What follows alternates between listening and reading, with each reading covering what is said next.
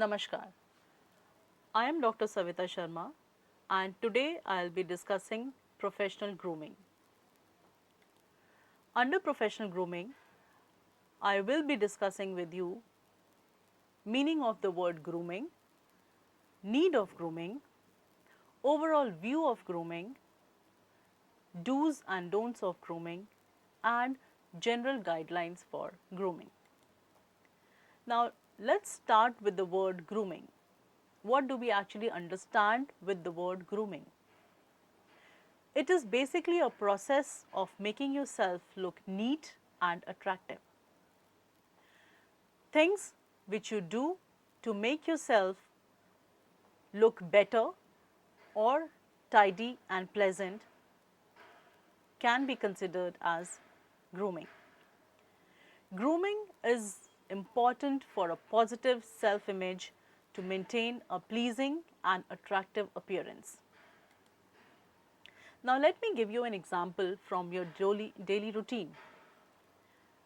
When you move out from your house, then you do a little bit of makeup, you comb your hair, you apply, you wear your shoes, right? You wear your clothing, but when you go to meet your near and dear ones, but when you go to meet your near and dear ones, then you don't bother that what that person will think about you.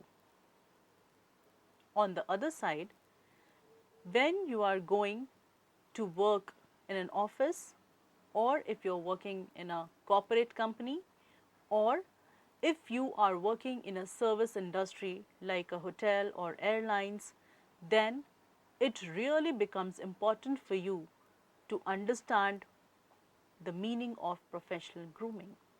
Professional grooming is very, very important when you are going to work in a service industry, or if you want to have a better image in front of people, whether you are in a corporate company or you are working in a service industry. So at both the places, your professional grooming matters a lot. It is said that appearance influences the opinion of people around you. That how do you carry yourself? How do you comb your hair? How do you apply lipstick? How do you do a makeup? All these things are very, very small things, but has a lot of influence on the people's perception.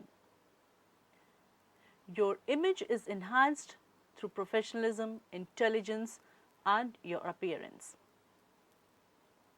So that is why it is said that professional etiquette is very, very important when you are working in an office environment. And if we talk about professional etiquette, then we have three things which are very, very important, and that is called as ABC of professional etiquette. The A stands for appearance, B stands for behavior, and C stands for communication.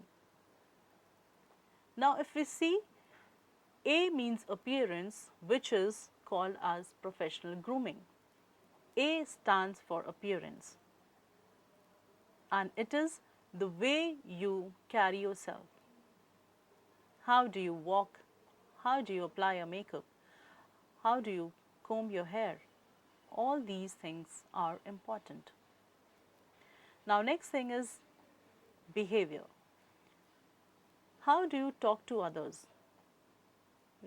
Whether you have professionalism, whether you carry professionalism, and how do you talk to others?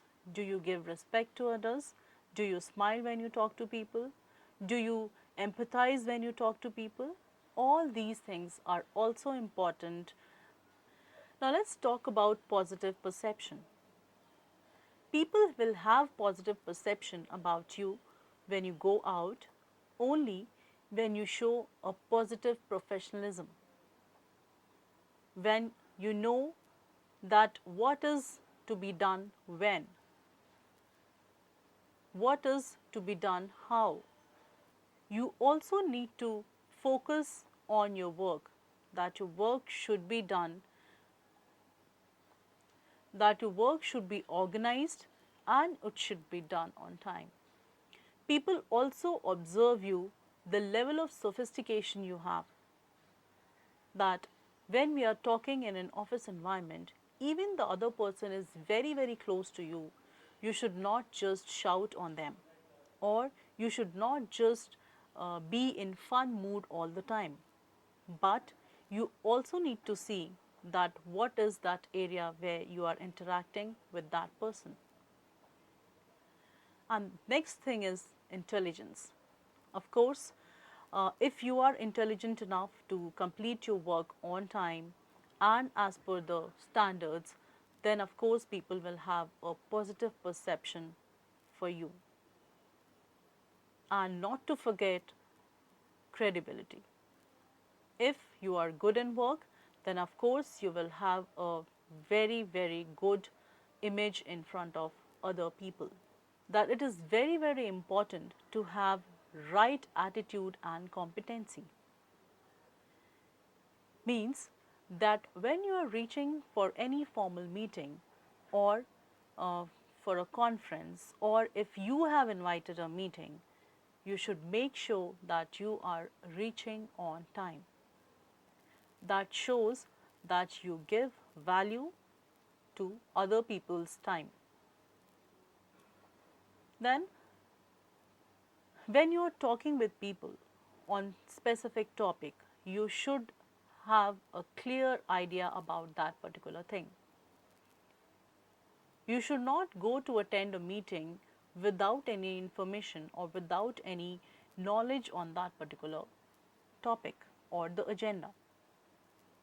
And of course, when these two things are on time, when you are reaching on time, when you are aware that what is going to happen in the meeting, what are your ideas which you are going to contribute, then it comes that how you have maintained yourself. And in addition to these, etiquettes and manners are also very, very important. Etiquettes and manners will be discussed with you in the next session in detail. Now, how you behave is very, very important to have a positive image in front of other people. When we talk with people, we have verbal and non-verbal communication. So, before we speak in front of anyone, people observe you with your non-verbal communication. It is said that communication is divided into two categories, that is verbal and non-verbal. So verbal plays about 35% of role for the communication, and non-verbal plays 65% role when you communicate with others. So verbal will have all the things which you have conveyed verbally, which you have spoken to tell the person. But under non-verbal, we have certain criteria on which you will be evaluated. Your facial expression, how do you talk to others, right? If you are angry and when you talk to people, people would get to know that you are angry at this point of time. On the other side, when you are happy, it will reflect through your facial expression. Your tone of voice plays a very, very important role. When you talk to others, what volume have you spoken will give an idea to other people whether you are happy, you are not happy, you are angry.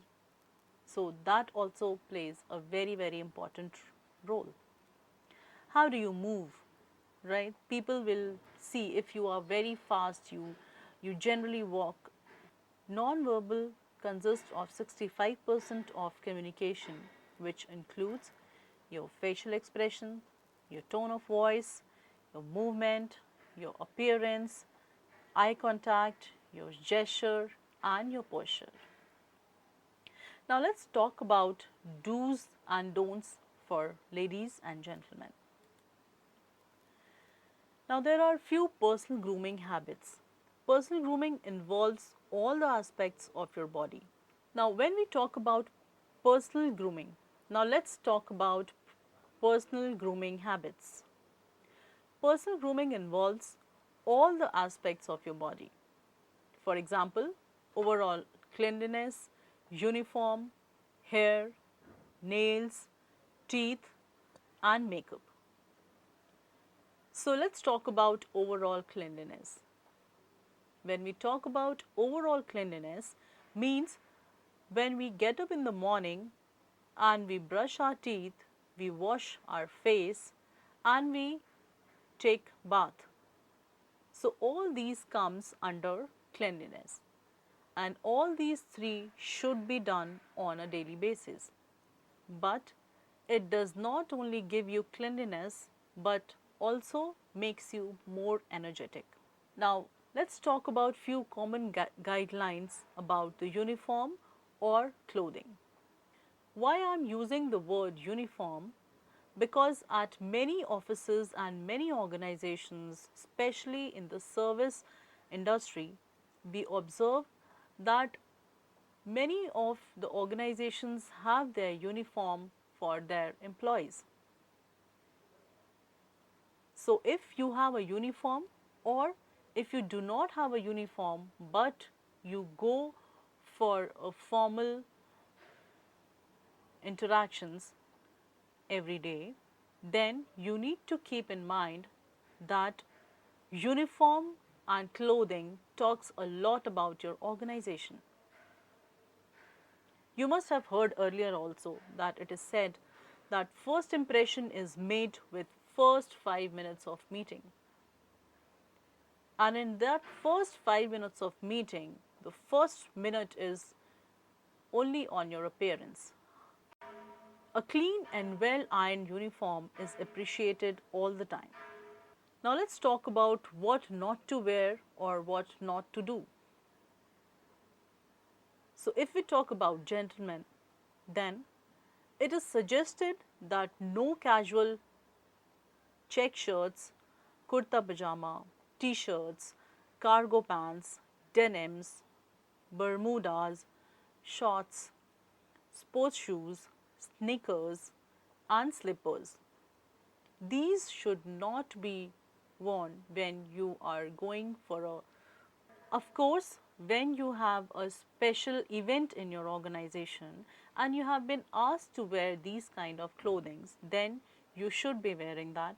But in general routine days, you are not supposed to wear all the things, all the informal clothings. No folding of sleeves. You should not chew anything while you are talking with the people. Now let's talk about ladies. It is suggested that you should not be wearing mini skirts, shorts, halter tops, backless tops. No sleeveless tops should be worn, and no folding of sleeves. And of course, same applies for the ladies, that you should not chew while you are talking to other people. Now let's talk about the shoes. Generally, people think that it is the last thing on your body which you will wear, and people generally do not look at your shoes. But it is very, very important. People do observe what kind of shoes are you wearing. So it is suggested that whenever you wear shoes, whether you are a male or a female, it should be polished, it should be clean enough.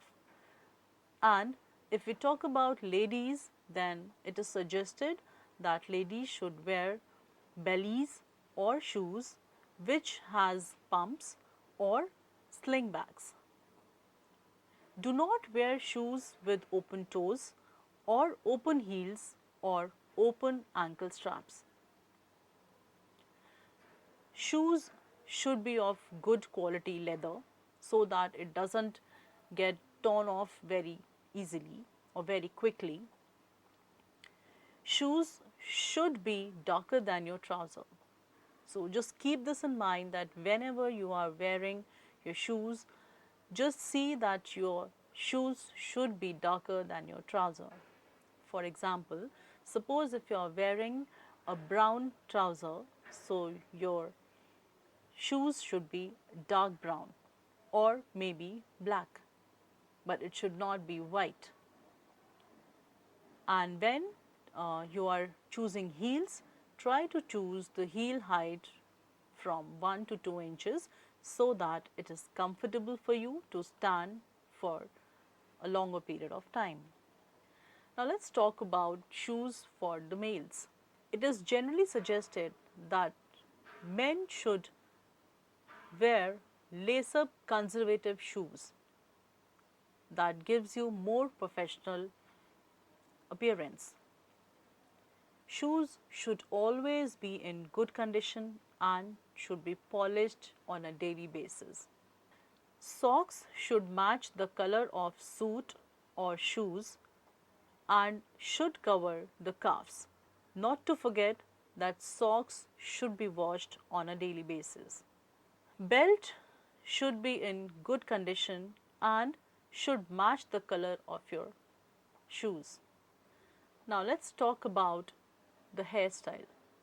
So now if we talk about the hairstyle for ladies, ladies should tie hair in neat hairstyle with hair pulled back from the face. Hair holding device should be plain and of natural color so that it is not visible from far. It is also suggested that no highlights or streaks to be done on hair when you are in a service sector. If the length of the hair is till shoulder or shorter, then it should be clipped appropriately. Now, if we talk about the face and the skin for ladies, so mild deodorant or perfumes can be used to keep the body odors fresh and healthy. When you are going for office work, you should not apply a very high makeup. It should be, makeup should be light for the daytime. Your glitter should be avoided during the daytime.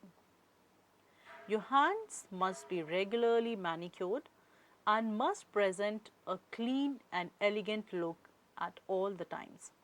Dangling earrings should not be worn, it should be avoided. Only one ear stud, maybe single stone or with two small stones, can be worn in each ear. If we talk about the nose stud, then it is suggested that single stone stud should be worn and no rings should be worn. It should be avoided in the office environment. It is generally said that women, if they are married, they can have one ring in each hand, and if you're not married, then maybe only one ring you can wear. You should not wear, 5 to 6 rings in your fingers. That doesn't look very good. That doesn't look very professional.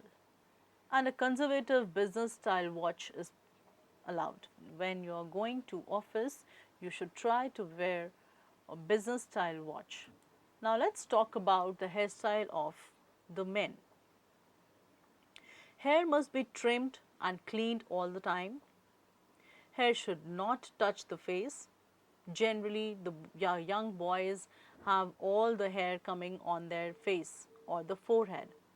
No beard or under the lip growth is allowed, except 6 because of the religious purpose.